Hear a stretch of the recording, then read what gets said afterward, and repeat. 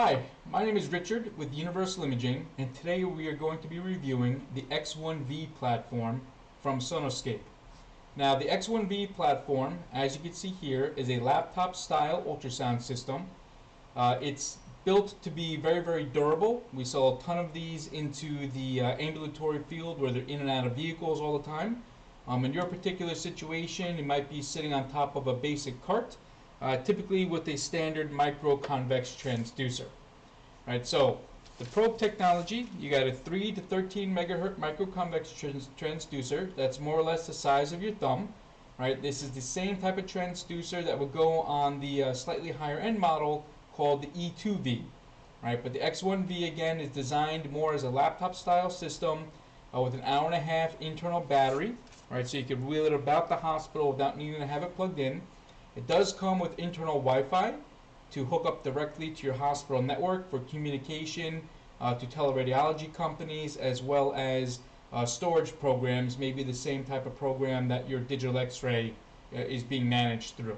Right, so the ultrasound machine has the capability to send to all of that. Right, now, you get the 15-inch monitor, the standard physical size keyboard here. It does come with a splash-proof membrane that goes over the top of the keys to help keep it nice and clean in case of those accidents that may happen. Right, the monitor itself can be pulled closer if you're sitting down or down on the ground and you want to look up at it, or it could also bend almost 180 degrees all the way back, so you could get a little bit better line of sight on it if you're standing up performing your ultrasound exams.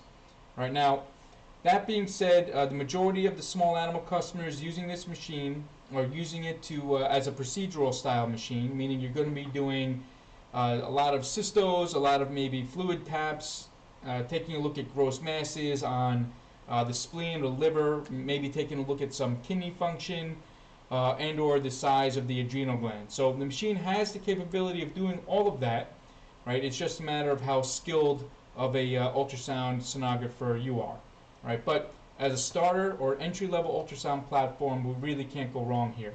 Now, because the Sonoscape system is designed to be veterinary specific, right, when we turn it on, it's going to go straight to a specific transducer that's plugged into it. So in this case, we got the microconvex plugged in on the right-hand side here. Right, so the machine utilizes one transducer at a time. Right, the microconvex again is going to be a 3 to 13 megahertz kind of general purpose style transducer. Right, so good for your feline patients, your canine patients of various sizes. Right, so you get the higher frequency of that 13 for the smaller guys, and the lower frequency to go ahead and get those deeper chested abdomens all in play there. Right, so first thing you typically want to do when you turn the machine on is you just go straight to the patient ID page.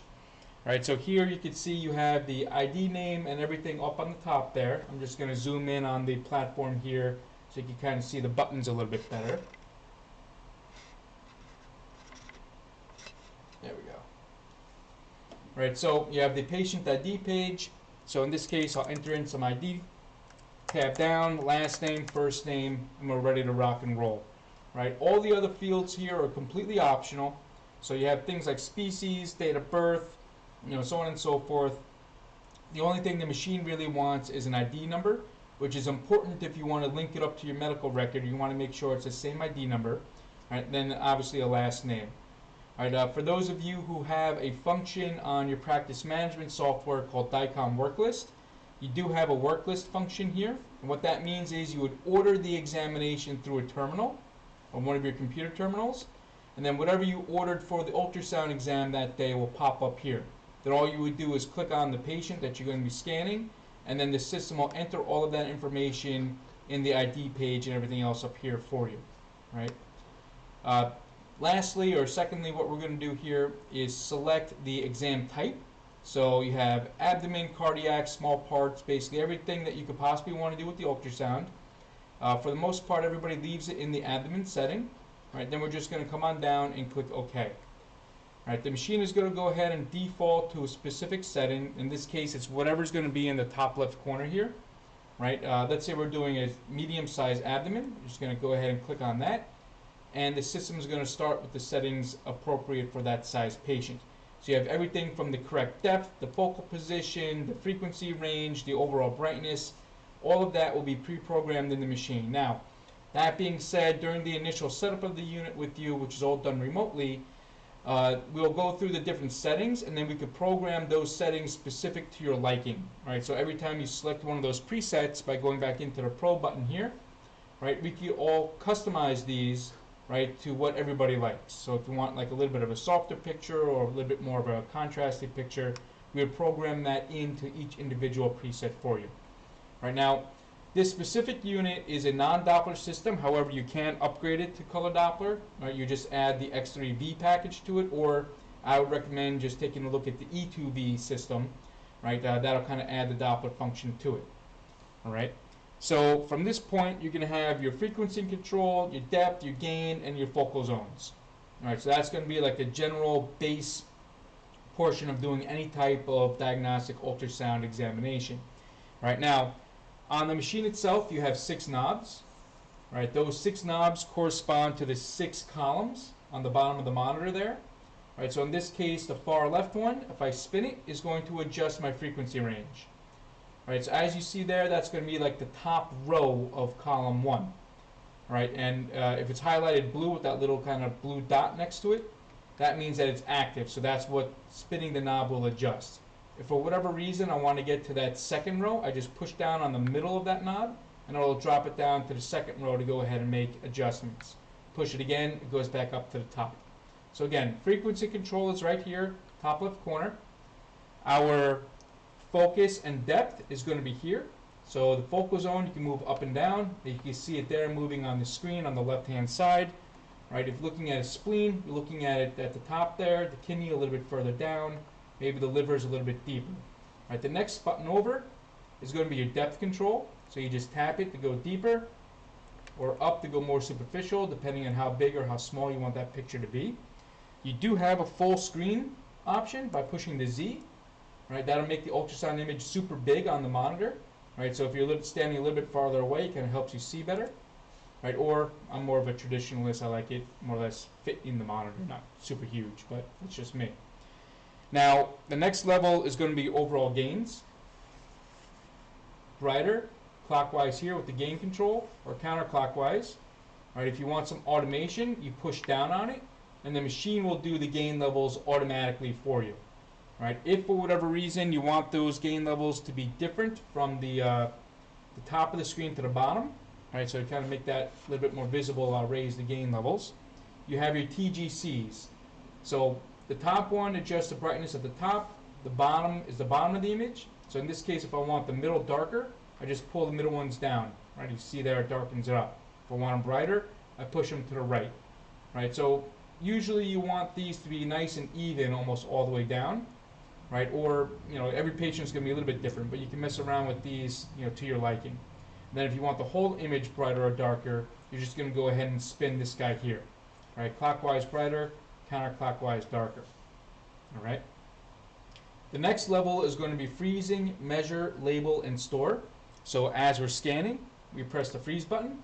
You could scroll back in time. That's a cine memory. Kind of acts as a DVR. You could then go ahead, press the caliper button. Put the caliper you want. You press set, and then set again, and then set and set again. Right. Next, you're going to press annotation. It opens up the annotation page. You go ahead, select whatever label you want. You position it, and then set it again. All right. So now you have that little symbol there with the right kidney there. So let's pretend we measure the right kidney. Now, everything, all these labels here on the right side, or the left side of the screen, it's all customizable. So we could get rid of a lot of these labels if it's something you don't use, or if there are things that you want on there, we could certainly go ahead and put them on. Right. Once you have that all set, you just kind of go up and down with the trackball using the cursor there to select what you need, put it where you want on the screen, and then go ahead and press the image button here on the bottom right corner.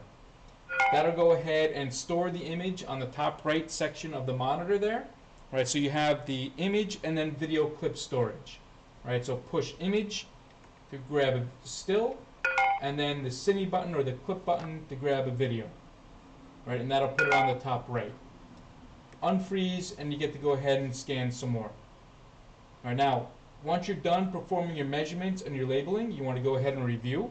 Just push the review button. That'll go ahead and open it up. Right, from there, I could go ahead and take the cursor, double click on a video, it'll reopen it or reactivate it, and then from here I could mess around with my overall gains because the system stores everything as raw data. I could reperform my measurements. I could also redo my labels. All right, so it's a nice way if you have a patient that doesn't want to be there to acquire images that you need and then go back and clean them up the best you can while performing your measurements and annotations later on. Okay, when you're all done with the examination, you're very easily going to go ahead and press End Exam. All right, that'll go ahead and close it out. Here's asking me, are you sure? I'm going to say yes. It closes the examination out, and then typically will bring you back out to the patient ID page. Right, you can have it set automatically to send to your storage location, right, which is usually the same software program that manages the X-ray images, right, and you're already good to go. At any time, while these images are still, or the examinations are still in the machine, you can come on over and press the patient list here, right, and then that'll go ahead and show you all of the examinations that have been performed in the ultrasound unit. And it's kind of like a two-part database. So here you're looking at the individual patients. So for example, if I go to where it says, let's say dog here, I double click, right? Now you'll see there are 3 examinations underneath that one patient.